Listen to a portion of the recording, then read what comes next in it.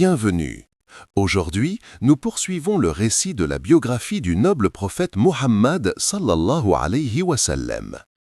Lorsque Abd al-Muttalib sentit sa mort approcher, il rassembla ses fils autour de lui. Son regard s'arrêta sur Abu Talib, son fils au cœur tendre et fidèle, frère de Abdullah, le père défunt de Muhammad sallallahu alayhi wa sallam. Ibn Ishaq rapporte: قال عبد المطلب عند وفاته: إني أرى لهذا الغلام شأنا فأوصيت به أبا طالب. Je vois en cet enfant un destin exceptionnel, c'est pourquoi je le confie à Abu Talib. Abu Talib accepta cette responsabilité avec honneur. Il n'était pas un homme riche, mais il possédait quelque chose de plus précieux, la loyauté et un cœur généreux. Il aimait immédiatement l'enfant comme s'il était son propre fils, ou plutôt comme s'il savait que cet enfant portait un secret divin. Un foyer d'affection et de simplicité. La maison d'Abu Talib n'était pas celle du luxe, mais celle du respect et de la chaleur humaine. Le jeune Mohammed sallallahu alayhi wa sallam partageait la vie quotidienne des enfants de son oncle. Il mangeait peu, dormait paisiblement, aidait aux tâches sans jamais se plaindre. Les récits rapportent qu'Abu Talib et sa femme Fatima bint Asad radiyallahu anha le traitaient avec une affection singulière. Elle sera plus tard l'une des premières femmes à croire en lui, et le prophète sallallahu alayhi wa sallam dira à sa mort: Kanat ummi ba'da ummi, elle était ma mère après ma mère. Ibn Sa'd, Tabaqat. Cette période forgea les valeurs d'humilité, de gratitude et de service qui marqueront toute sa vie. Les signes précoces de la bénédiction prophétique. Très jeune encore, Mohammed manifestait une noblesse rare. Il ne riait jamais bruyamment, ne jouait pas aux jeux futiles et préservait sa pudeur même parmi les enfants.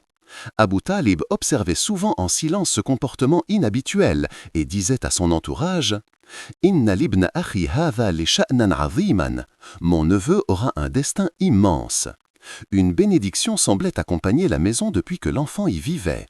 Les savants rapportent qu'Abu Talib ne manquait jamais de nourriture, même en période de disette, tant que Mohammed sallallahu alayhi wa sallam partageait leurs repas.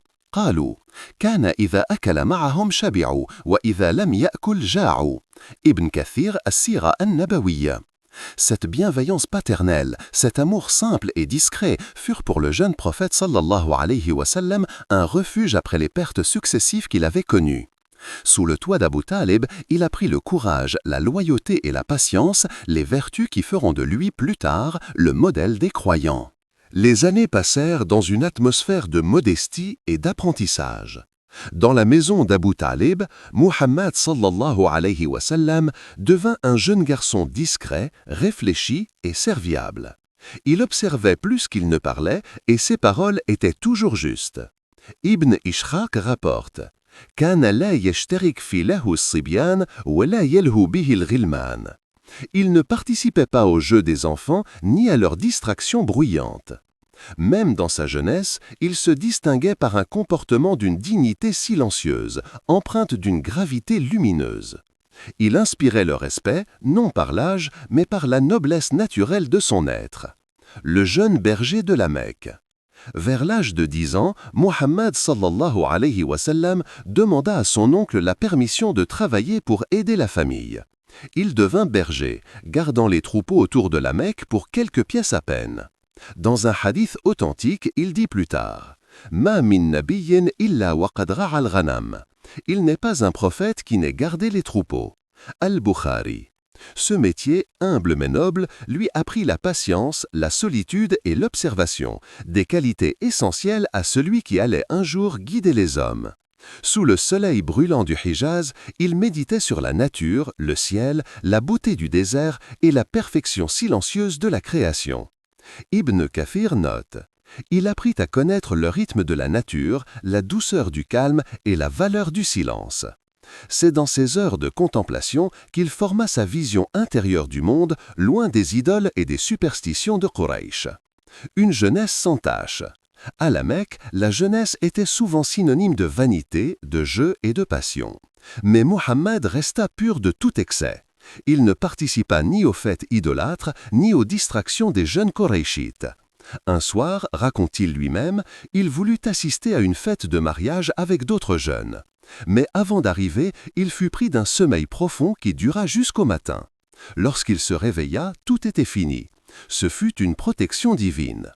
Il dira plus tard: ما هممت بشيء مما كان أهل الجاهلية يعملونه إلا مرتين فصرفني الله عنهما عنها. Ibn Hisham Sira. Ainsi, la Providence veillait sur lui, préservant son cœur et sa pureté. Le respect unanime. Les Mécois, témoins de son comportement irréprochable, lui donnaient très jeune le surnom de Al-Amin, Al-Amin, le digne de confiance. Il devint l'adolescent vers qui l'on se tournait pour arbitrer un différend, confier un dépôt ou demander un conseil. Sa réputation de sincérité grandissait de jour en jour. Ibn Sa'd rapporte: il n'y avait pas un jeune homme à la Mecque dont on parlait avec autant de respect et de confiance que Muhammad. Sous la protection d'Abu Talib, le jeune Muhammad sallallahu alayhi wa sallam grandit sans fortune, mais avec honneur, sans richesse, mais avec dignité, sans père ni mère, mais avec la lumière de la guidance divine. Chaque jour, son destin se préparait en silence, un destin qui allait bientôt le conduire au-delà du désert, vers la rencontre des caravanes et des peuples, première ouverture vers la mission universelle qui l'attendait. Les années passèrent, et le jeune Mohammed sallallahu alayhi wa sallam entra dans l'adolescence. Sous la garde d'Abu Talib, il continuait à manifester une intelligence vive, un sens aigu de la responsabilité et une sagesse étonnante pour son âge. Vers l'âge de 12 ans, Abu Talib décida de se joindre à une caravane marchande en route vers la Syrie, à Cham. Il craignait de laisser son neveu seul à la Mecque et choisit donc de l'emmener avec lui. Cette décision, apparemment banale, allait devenir un moment historique. Le cortège quitta la Mecque, traversant les vallées brûlantes du Hijaz, puis les plateaux arides du nord de l'Arabie.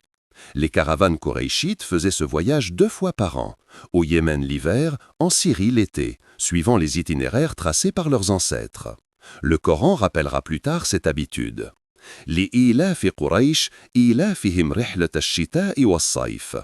À cause de l'attachement des Quraysh à leurs 2 voyages d'hiver et d'été, Sourate Quraysh vers 1 à 2. Dans ces caravanes, Muhammad sallallahu alayhi wa sallam observait tout, les paysages, les tribus, les langues étrangères, les marchés et les temples. Chaque détail éveillait en lui la réflexion sur la diversité des peuples et la fragilité du monde des hommes. Arrivé près de Bousra, ville frontière du Bilad Ash-Sham, dans l'actuelle Syrie, la caravane fit halte près d'un monastère où vivait un moine appelé Bahira. Ce moine, connu pour sa sagesse et ses connaissances dans les écritures anciennes, observait souvent le ciel et les voyageurs. Ce jour-là, il remarqua un nuage qui suivait un jeune garçon et une lumière douce autour de lui. Intrigué, il invita toute la caravane à un repas. Ibn Ishaq raconte: Bahira examina attentivement le jeune Mohammed, scrutant les signes qu'il connaissait dans les anciens livres. Pendant le repas, il prit la main de Mohammed sallallahu alayhi wa sallam, regarda entre ses épaules et découvrit la marque du sceau de la prophétie. Bahira appela Abu Talib à part et lui dit avec gravité: « Qui est cet enfant ?» Abu Talib répondit: « C'est mon fils. » Le moine secoua la tête. « Non, ce n'est pas ton fils. Ce garçon ne peut avoir qu'un père défunt. » Alors Abu Talib expliqua: « C'est le fils de mon frère Abdullah. Sa mère est morte quand il était encore enfant. » Bahira hocha la tête, les yeux pleins de certitude. « Par Dieu, ton neveu deviendra le prophète de ce peuple. J'ai lu cela dans la Torah et l'Évangile. Ramène-le chez toi avant que les Byzantins ou les Juifs ne le reconnaissent, car ils voudraient lui faire du mal. » Ému et inquiet, Abu Talib écourta le voyage et rentra aussitôt à la Mecque, gardant ce souvenir dans son cœur. Ce premier voyage marqua profondément le jeune Mohammed sallallahu alayhi wa sallam. Il découvrit le monde au-delà de la Mecque, les croyances multiples, les injustices sociales et la grandeur des civilisations anciennes. Mais surtout, il sentit confusément qu'une mission l'attendait, non encore révélée, mais déjà inscrite dans son être. Comme le dira plus tard Ibn Kathir, ce fut le premier appel silencieux de son destin prophétique. De retour à la maison sacrée, Mohammed sallallahu alayhi wa sallam reprit sa vie humble auprès de son oncle. Mais rien ne serait plus pareil. Désormais, son regard portait au-delà du désert, vers un horizon invisible que seul son cœur pouvait percevoir. Dans les années silencieuses de son enfance et de sa jeunesse, le prophète Mohammed fut façonné par la main de Dieu, loin du tumulte des rois et des empires. Il perdit ses parents, puis son grand-père, mais jamais il ne fut abandonné. À chaque étape, la Providence plaça à ses côtés un protecteur bienveillant. Sous la tutelle d'Abu Talib, il apprit le courage, la modestie et la fidélité. Comme berger, il connut l'humilité et la patience. Et lors de son voyage vers la Syrie, il fit la rencontre prophétique du moine Bahira, qui reconnut en lui les signes des Écritures. Ainsi, avant même la révélation, Dieu préparait son messager sallallahu alayhi wa sallam, forgeant son âme dans l'épreuve, la solitude et la réflexion.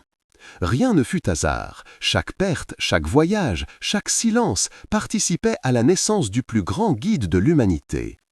Alam yajidka yatiman fa'awa. Ne t'a-t-il pas trouvé orphelin et t'a-t-il pas accordé refuge? Sourate Ad-Duha, verset 6. L'histoire de son enfance se referme ici, non pas comme la fin d'un chapitre, mais comme l'aube d'une mission universelle. Car dans le cœur du jeune Mohammed déjà brillait la lumière qui allait bientôt illuminer le monde.